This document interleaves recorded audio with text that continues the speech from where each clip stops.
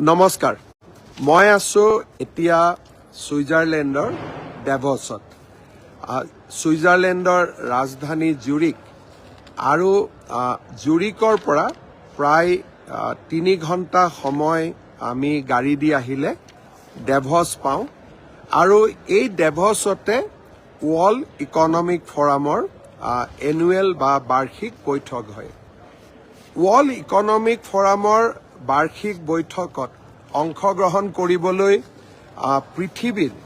ৰাষ্ট্ৰৰ মুৰব্বীসকল আহে head of the nations পৃথিৱীৰ ডাঙৰ উদ্যোগপতিসকল আহে আৰু পৃথিৱীৰ গোটেই বিত্তীয় ব্যৱস্থাৰ লগত বা যাক আমি গ্লোবেল ইকনমি বুলি কওঁ গ্লোবেল ইকনমিৰ লগত জড়িত সকলো ব্যক্তিয়ে এই সময়ছোৱাত ৱৰ্ল্ড ইকনমিক ফৰামৰ বৈঠকত ভাগ ল'বলৈ ডেভছলৈ আহে অসমে কেতিয়াও ৱৰ্ল্ড ইকনমিক ফৰামত অহা নাছিল এইবাৰ অসমে প্ৰথমবাৰৰ বাবে ডেভছত ৱৰ্ল্ড ইকনমিক ফৰামত যোগদান কৰিছে ৱৰ্ল্ড ইকনমিক ফৰামৰ বৈঠকত আমেৰিকাৰ ৰাষ্ট্ৰপতিৰ পৰা ক'ব গ'লে এইবাৰ ৬৮খন দেশৰ হেড অফ দ্য ষ্টেটে অংশগ্ৰহণ কৰিছে প্ৰথমবাৰৰ বাবে আমি অসমে এই ৱৰ্ল্ড ইকনমিক ফৰামৰ বৈঠকত যোগদান কৰিছে আৰু বহুত নজনা কথা আমি শিকিবও পাৰিছোঁ আৰু অসমৰ বিষয়েও আমি বিশ্বৰ অৰ্থনীতিৰ লগত জড়িত বিভিন্ন ব্যক্তিক আমি জনাব পাৰিছোঁ ইণ্ডিয়া পেভিলিয়ন মোৰ সন্মুখতে আপোনালোকে মই দেখুৱাইছোঁ আমাৰ সন্মুখত এইটো ইণ্ডিয়া পেভিলিয়ন এই ইণ্ডিয়া পেভিলিয়নত ভাৰতৰ 9খন ৰাজ্যই অংশগ্ৰহণ কৰিছে আৰু 9খন ৰাজ্যৰে মুখ্যমন্ত্ৰী উপমুখ্যমন্ত্ৰীসকলে আহি বিভিন্ন ইনভেষ্টৰ বা বিনিয়োগকাৰীসকলৰ লগত কথা পাতিছে দেশ আৰু দেশৰ অৰ্থনীতিৰ লগত জড়িত দেশৰ বিভিন্ন কোম্পানী বিনিয়োগকাৰীসকলেও আহি ইয়াতে বিভিন্নজনক লগ পাইছে আৰু যিসকলে আন্তৰ্জাতিক বা ইণ্টাৰনেশ্যনেল যিসকলে ব্যৱসায় কৰে গ্লোবেল ইনভেষ্টৰ বুলি কওঁ তেওঁলোকেও ইয়াতে আহি ভাৰতৰ বিভিন্ন ৰাজ্যৰ মুখ্যমন্ত্ৰীসকলক সাক্ষাৎ কৰিছে আৰু প্ৰতিখন ৰাজ্যৰ বিষয়েও জানিবলৈ চেষ্টা কৰিছে যোৱা 3 দিনত আমি অসমৰ বিষয়ে বহুত কথা পাতিলোঁ আৰু বহু কেইজন বিনিয়োগকাৰীয়ে আহি আমাক সাক্ষাৎ কৰিলে আৰু কথা পাতোতে প্ৰায় ৮০-৯০ হাজাৰ কোটি টকাৰ বিনিয়োগৰ আমি প্ৰতিশ্ৰুতিও লাভ কৰিবলৈ সক্ষম হৈছোঁ মই গুৱাহাটীত গৈ কোনে কেনেকুৱা ধৰণৰ বিনিয়োগ কৰিব সেই বিষয়ে আৰু কম কাৰণ আজি গধূলিও আমাৰ কেইবাজনো বিনিয়োগকাৰীৰ লগত আমাৰ বৈঠক অনুষ্ঠিত হ'ব অহাকালি ৰাতিপুৱা মই ভাৰতলৈ উভতি যাম আৰু স্বাভাৱিকভাৱে অসমলৈ উভতি যাম ২৪ তাৰিখে গুৱাহাটীলৈ উভতি গৈয়ে পোনে বৰক্ষেত্ৰীলৈ যাম আৰু মুখ্যমন্ত্ৰীৰ মহিলা উদ্যমিতা অভিযানত ভাগ ল'ম মই আপোনালোকক এটা পৰিৱেশ দেখুৱাব খুজিছোঁ আপোনালোকে গোটেই পৰিৱেশটো চাওক এয়া গোটেই ইণ্টাৰনেশ্যনেল টেলিভিশ্যনসমূহ আছে ইয়াত গোটেইখন বৰফ মাটিত আৰু বৰফৰ ওপৰত এক প্ৰকাৰ মই ইয়াতে বৰফত ভৰিখন দি আপোনালোকৰ লগত কথা পাতি আছোঁ এইবিলাক মই দেখুৱাইছোঁ গোটেই বৰফ এই বৰফৰ মাজত আমি থিয় হৈ আছোঁ আৰু ছুইজাৰলেণ্ডখন এক প্ৰকাৰ গোটেই বৰ্তমান সময়ত বৰফেৰে আবৃত হৈ আছে ইয়াত বিনিয়োগকাৰীসকলৰ উপৰিও ৱৰ্ল্ড ইকনমি ট্ৰেণ্ড বা ইয়াৰ অহা 10 বছৰত ৱৰ্ল্ডত মুদ্ৰাস্ফীতি হ'ব ৰিচেশ্যন হ'ব ইনফ্লেশ্যন হ'ব বা নতুন কি সুবিধা ওলাব এই বিষয়ে বিভিন্ন ছেছন আৰু বিভিন্ন আলোচনা হৈ থাকে আৰু এই আলোচনাসমূহতো মই যিমান পাৰোঁ অংশগ্ৰহণ কৰাৰ কাৰণে চেষ্টা কৰিছোঁ আৰু য'তেই কথা ক'বলৈ সুযোগ পাইছোঁ তাতে আমাৰ অসমৰ সম্ভাৱনাৰ বিষয়েও কৈছোঁ মই অত্যন্ত আনন্দিত যে প্ৰথমবাৰ আমি ইয়ালৈ আহিছিলোঁ অসমৰ বিষয়ে আমি বহুত কথা ডেভছত ক'ব পাৰিছোঁ আৰু প্ৰায় ৮০-৯০ হাজাৰ কোটি টকাৰ বিনিয়োগৰ আমি ইতিমধ্যে প্ৰতিশ্ৰুতিও লাভ কৰিবলৈ সক্ষম হৈছোঁ মই এতিয়া অকণমান অসমলৈ ঘূৰি যাম এইকেইটা দিন অসমত নাই বহুত কাম পিছ পৰি আছে তথাপিতো ইয়াৰ পৰাও আমি যিমান পাৰোঁ আমাৰ অসমত থকা কামবিলাক বা আমি কৰি থকা কামবিলাক আগবঢ়াই লৈ যাবৰ বাবে চেষ্টা কৰি আছোঁ ২৪ তাৰিখে মই উভতি গৈ পোনে পোনে বৰক্ষেত্ৰীলৈ যাম আৰু বৰক্ষেত্ৰীত আমি মুখ্যমন্ত্ৰী মহিলা উদ্যমিতা অভিযানৰ পুঁজি হিতাধিকাৰীসকলৰ মাজত বিতৰণ কৰিম ২৫ তাৰিখে ৰাতিপুৱা মই ডুমডুমালৈ যাম আৰু সমগ্ৰ ৰাজ্যতে এটি কলি দুটি পাত এই আঁচনিখন আমি আৰম্ভ কৰিম ২৫ তাৰিখে ৰাতিপুৱা আৰু ডুমডুমাত আমি এই আঁচনিখন আৰম্ভ কৰিম অসমৰ চাহ বাগিচাৰ প্ৰতিগৰাকী শ্ৰমিক কেজুৱেল আৰু পাৰ্মানেণ্ট শ্ৰমিক সকলোৱে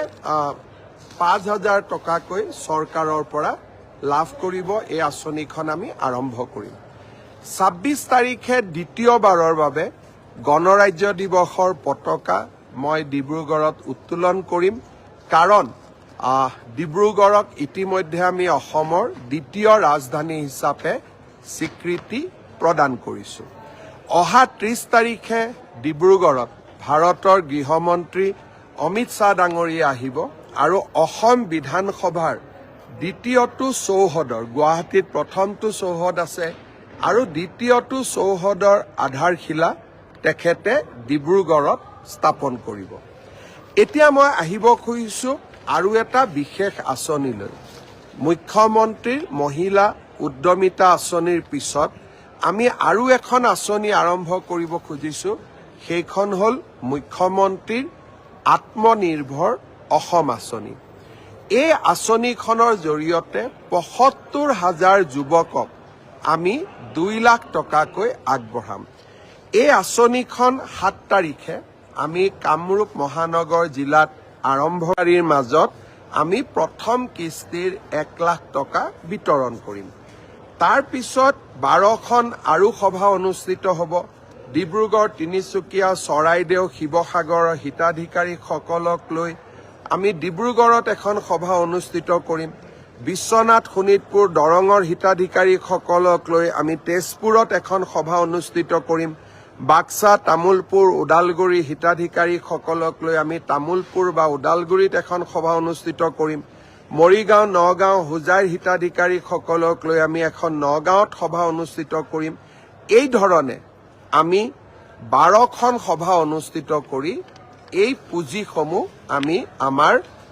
যুৱকসকলৰ মাজত বিতৰণ কৰি দিম প্ৰায় ৭৫,০০০ যুৱক ইয়াৰ পৰা উপকৃত হ'ব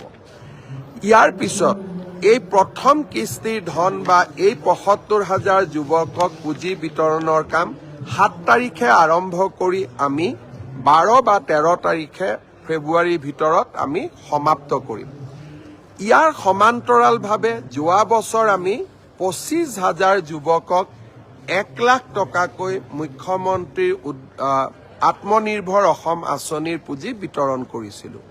যিসকলে এই পুঁজি সফলভাৱে ৰূপায়ণ কৰিলে আমি তাৰ এটা এছেছমেণ্ট কৰি আছোঁ আৰু যিসকলে সফলভাৱে ৰূপায়ণ কৰিলে তেওঁলোকক আমি দ্বিতীয় কিস্তিৰ ধন আমি ২০ ফেব্ৰুৱাৰীৰ আগতে মুকলি কৰি দিবলৈ যত্ন কৰিম তাৰ এতিয়া এটা ছাৰ্ভে চলি আছে যোৱা ফেচবুক লাইভত মই নিযুক্তিৰ বিষয়ে কৈছিলোঁ যে আমি আৰু এটা পৰ্যায়ত আমি কিছু যুৱক যুৱতীক নিযুক্তি দিব লাগে ইয়াত মোক বহুতে সোধে কি ডিপাৰ্টমেণ্ট ইনভলভ আছে আমি 11 বা 12 ফেব্ৰুৱাৰী তাৰিখে ৭৫জন PW ডিপাৰ্টমেণ্টৰ জুনিয়ৰ ইঞ্জিনিয়াৰক নিযুক্তি দিম ১৯৫ জন ADOক আমি নিযুক্তি দিম ফিচাৰী ডিপাৰ্টমেণ্টৰ ৬৫ জনক আমি নিযুক্তি দিম এনফোৰ্সমেন্ট ইন্সপেক্টৰ আমি ২৫ জনক নিযুক্তি দিম জুনিয়ৰ ইঞ্জিনিয়াৰ সিভিল আমি 42 জনক নিযুক্তি দিম পিপি এডিশনেল পিপি এসিস্টেন্ট পিপি আমি 241 জনক নিযুক্তি দিম সেৰিকালচাৰ ডেমনষ্ট্ৰেটৰ 125 জনক নিযুক্তি দিম আৰু জুনিয়ৰ ইঞ্জিনিয়াৰ 160 জনক নিযুক্তি দিম এনেকে 2000 যুৱক যুৱতীক আমি 11 বা 12 ফেব্ৰুৱাৰী তাৰিখে চৰকাৰত আমি নিযুক্তি দিম 4500 LPME আৰু SRD অৰ্থাৎ স্পেচিয়েল ৰিক্ৰুটমেণ্ট ড্ৰাইভ অফ সৰ্বশিক্ষা অভিযানৰ শিক্ষকসকলৰ বাবে ইয়াৰো আমি ফাইনেল ভেৰিফিকেশ্যন কৰি আছো আমি চেষ্টা কৰি আছো যাতে ফেব্ৰুৱাৰীৰ ভিতৰতে আমি এই নিযুক্তিৰ প্ৰক্ৰিয়াও আমি সমাপ্ত কৰিব পাৰো 14 ফেব্ৰুৱাৰী তাৰিখে প্ৰধানমন্ত্ৰী নৰেন্দ্ৰ মোদী ডাঙৰীয়া গুৱাহাটীলৈ আকৌ এবাৰ অহাৰ সম্ভাৱনা আছে 14 ফেব্ৰুৱাৰী তাৰিখে তেখেত গুৱাহাটীলৈ আহিলে গুৱাহাটী উত্তৰ গুৱাহাটীৰ মাজত সংযোগী ব্ৰহ্মপুত্ৰৰ ওপৰৰ বিশাল দলংখন তেখেতে উদ্বোধন কৰিব ইণ্ডিয়ান ইনষ্টিটিউট অফ মেনেজমেণ্টৰ যিটো গুৱাহাটীত আমি আৰম্ভ কৰিম তাৰো প্ৰধানমন্ত্ৰী ডাঙৰীয়াই শুভাৰম্ভ কৰিব 100 ইলেক্ট্ৰিক বাছো তেখেতে অসমক দিব আৰু 14 ফেব্ৰুৱাৰী তাৰিখে আমি আৰু এটা বিশেষ চিন্তা কৰি তেখেতক নিমন্ত্ৰণ কৰিছো মৰাণত যি আমি এডভান্স লেণ্ডিং ফেচিলিটি বনাইছো অৰ্থাৎ ভাৰতীয় বায়ুসেনাৰ বিমানসমূহ নেশ্যনেল হাইৱেৰ ওপৰতে নামিব পাৰে আমি প্ৰধানমন্ত্ৰী ডাঙৰীয়াক অনুৰোধ কৰিছো যে এখন বিমানেৰে তেখেতেও ৰাষ্ট্ৰীয় ঘাইপথত অৱতৰণ কৰিব পাৰিব নেকি এই চিন্তাও আমাৰ মনত আছে প্ৰধানমন্ত্ৰী ডাঙৰীয়াক আমি নিমন্ত্ৰণ জনাইছো মই আশা কৰো যে 14 ফেব্ৰুৱাৰী তাৰিখে অসমৰ ৰাইজে প্ৰধানমন্ত্ৰীৰ পৰা আৰু কেইবাটাও এনে ধৰণৰ উপহাৰ লাভ কৰিব ফেব্ৰুৱাৰী মাহত প্ৰধানমন্ত্ৰী ডাঙৰীয়া সম্ভাৱনা আছে দ্বিতীয়বাৰলৈ অসম ভ্ৰমণৰ বাবে অহাৰ তেখেত যদি দ্বিতীয়বাৰৰ কাৰণে অসম ভ্ৰমণলৈ আহে কোকৰাঝাৰ আৰু গেলেফু ভূটানৰ মাজত নতুন ৰেল লাইন এটাৰ তেখেতে আধাৰশিলা স্থাপন কৰিব বহুত ডাঙৰ প্ৰজেক্ট হ'ব ভূটানৰ লগত আমি ৰেলেৰে সংযোজিত হ'ম আৰু ৰেলৱে কোচ মেনুফেকচাৰিং ফেক্টৰী এটাও তেখেতে কোকৰাঝাৰত আধাৰশিলা কৰিব ঠিক তেনেধৰণে গুৱাহাটীৰ পৰা শিলচৰলৈ 22,000 কোটি টকা ব্যয়েৰে আমি যি এটা এক্সপ্ৰেছ হাইৱে বনাব খুজিছো তাৰো আধাৰশিলা স্থাপন কৰিবৰ বাবে মই প্ৰধানমন্ত্ৰী ডাঙৰীয়াক ফেব্ৰুৱাৰী মাহতে আকৌ এবাৰ নিমন্ত্ৰণ কৰিছো গতিকে ফেব্ৰুৱাৰী মাহৰ মই কেইবাটাও এজেণ্ডা আপোনালোকক ক'লো মুখ্যমন্ত্ৰীৰ আত্মনিৰ্ভৰ অসম অভিযান নিযুক্তি পত্ৰ বিতৰণ স্বাভাৱিকভাৱে প্ৰধানমন্ত্ৰী ডাঙৰীয়াৰ অসম ভ্ৰমণ ফেব্ৰুৱাৰী মাহটোতো আমি অসমে উন্নয়ন আৰু বিকাশৰ কৰ্মযজ্ঞৰ লগত জড়িত হৈ থাকিম আৰু এটা মই বিশেষ কথা আপোনালোকক ক'ব খুজিছো আমি সকলোৱে জানো যে ছবিলাল উপাধ্যায় এজন অসমৰ অগ্ৰণী স্বাধীনতা সংগ্ৰামী আছিল তেখেতৰ এটা প্ৰতিমূৰ্তি গুৱাহাটী মহানগৰীত স্থাপন কৰিম বুলি বিহালীৰ উপ নিৰ্বাচনৰ সময়ত মই ৰাইজক প্ৰতিশ্ৰুতি দিছিলো অহা 31 জানুৱাৰী তাৰিখে গুৱাহাটীত বিধানসভাৰ নিচেই কাষতে স্বাধীনতা সংগ্ৰামী ছবিলাল উপাধ্যায়ৰ আমি এটা প্ৰতিমূৰ্তি স্থাপন কৰিম কেইবাটাও বহুবিলাক ডেভেলপমেণ্ট বিকাশৰ কাম আছে